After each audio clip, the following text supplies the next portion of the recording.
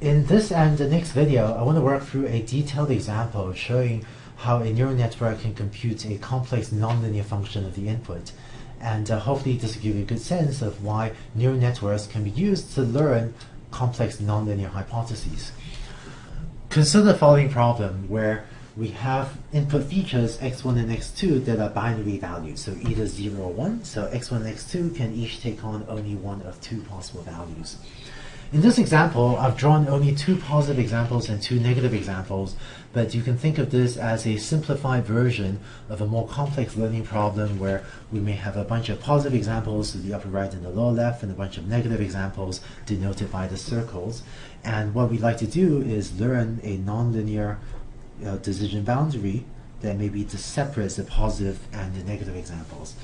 So how can a neural network do this? And rather than using the example on the right, I want to use this maybe easier to examine example on the left. Concretely, what this is really computing the target label y equals x1 xor x2, or actually this is actually the x1 xnor x2 function, where xnor is the alternative notation for not x1 or x2. So x1 xor x2, that's true only if exactly one of x1 or x2 is equal to 1. It turns out that the specific example I'm going to use works out a little bit better if we use the xnor example instead. These two are the same, of course. It means not x1 xor x2, and so we're going to have positive examples if either both are true or both are false, and we'll have that's y equals 1, and we're going to have y equals 0 if only one of them is true. And we want to figure out if we can get a neural network to fit this sort of training set. In order to build up to a network that fits the xnor example, we're going to start with a slightly simpler one and show a network that fits the AND function. Concretely, let's say we have input x1 and x2 that are again binary, so it's either 0 or 1, and let's say our target labels y are is equal to x1 and x2. This is a logical AND.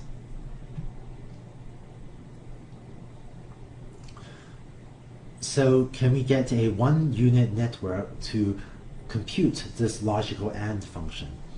In order to do so, I'm going to actually draw in the bias unit as well, the +1 unit. Now, let me just assign some values to the weights or the parameters of this network. I'm going to write down the parameters on this diagram, right? -30 here, +20, and +20. And what this means is that I'm assigning a value of -30 to the value associated with x0, that is this +1 going into this unit, and a parameter value of +20 that multiplies into x1, and a value of +20 for the parameter that multiplies into x2. So concretely, this is saying that my hypothesis h of x is equal to g of -30 plus 20x1 plus 20x2.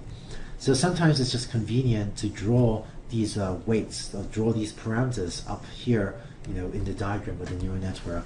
And of course, this -30, this is actually theta 1 of 1, 0.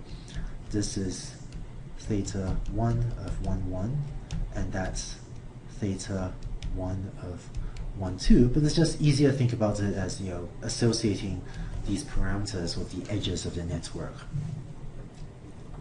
Let's look at what this little single neuron network will compute. Just to remind you, the sigmoid activation function g of z looks like this. It starts from 0, rises smoothly, crosses 0.5, and then it asymptotes at 1. And to give you some landmarks, if the horizontal axis value z is equal to 4.6, then the sigmoid function is equal to 0.99. This is very close to 1. And kind of symmetrically, if it's negative 4.6, then the sigmoid function there is equal to 0.01. This is very close to 0. Let's look at the four possible input values for x1 and x2 and look at what our hypothesis will output in that case. If x1 and x2 are both equal to 0, if you look at this, if x1 and x2 are both equal to 0, then the hypothesis will output g of -30.